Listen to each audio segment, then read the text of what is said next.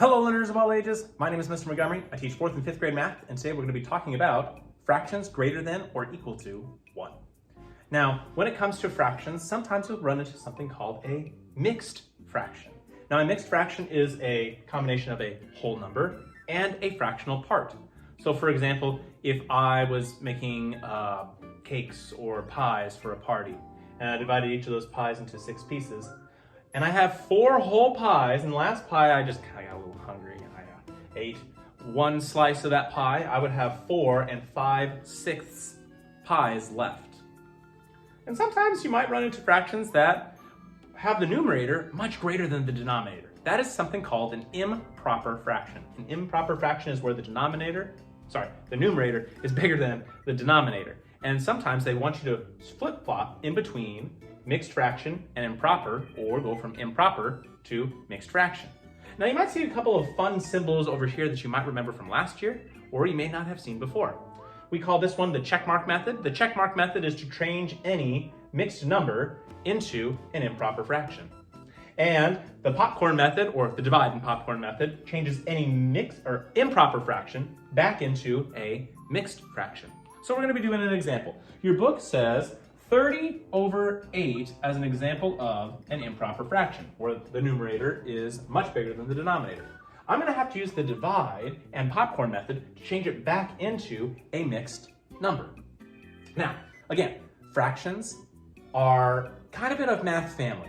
They're in a math family with fractions, decimals, and division, and percentages. So fractions can be kind of translated into each one of those.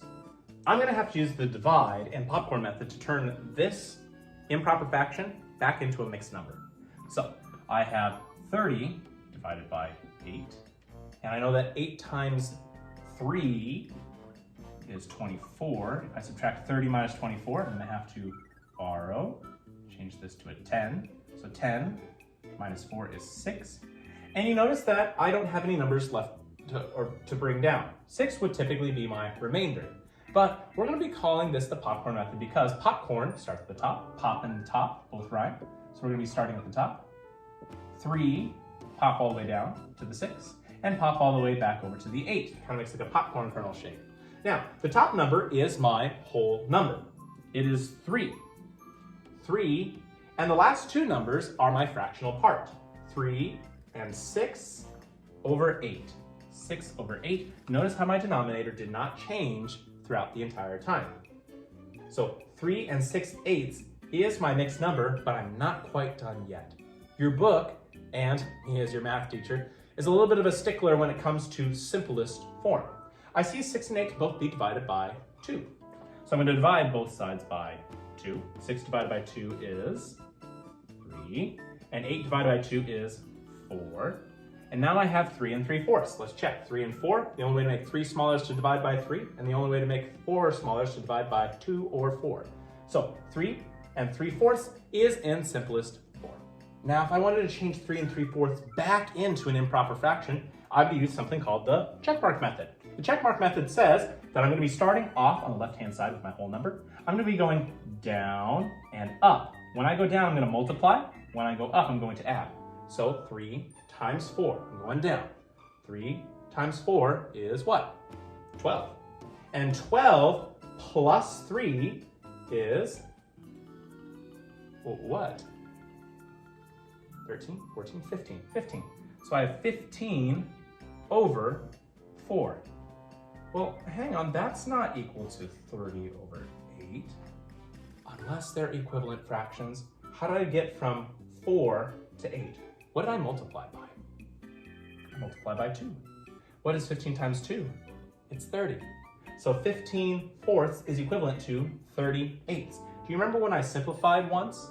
Well, this is the inverse operation of simplifying. So that's how we figure out with popcorn and checkmark methods. Now, something else that you might see on your homework is they might ask you to figure out, is it a proper or improper fraction? And if it's greater than or equal to or less than 1. So if I'm taking a look at the first one, 14 over 9, is it a proper or improper fraction? It's an improper fraction because the numerator is much larger than the denominator. So I'm gonna write I for improper, or IMP for improper. Now, would this be greater than 1, less than 1, or equal to 1? Well, 1 would be 9 over 9, right? So it would be greater than 1. So I'm gonna put the greater than symbol. All right, 27 over 27. Well, is that an improper fraction? It is an improper fraction. So improper can also be when the numerator and the denominator are the same, because 27 out of 27 pieces is equivalent to 1. And 3 over 4, or 3 over 41, well, that would be a proper fraction because the numerator is much smaller than the denominator. And it would be much less than 1. All right, my 5th grade friends, if we take a look at page 85, we're seeing that we're going to be doing practice problems number 2, 9, 14, and 19. For number 2, it says determine whether the fraction is a proper or improper fraction. So you're going to be telling me if it is proper or improper. For number 9, the directions say determine if the fraction is greater than or equal to 1. For 14 and 19, the directions say write each fraction as a whole number or mixed number in simplest form. Essentially, we're taking an improper fraction and changing it into a mixed number or a whole number using the divide and popcorn method. If you have any questions on fractions greater than 1 or equal to 1, please let me know when you come to class.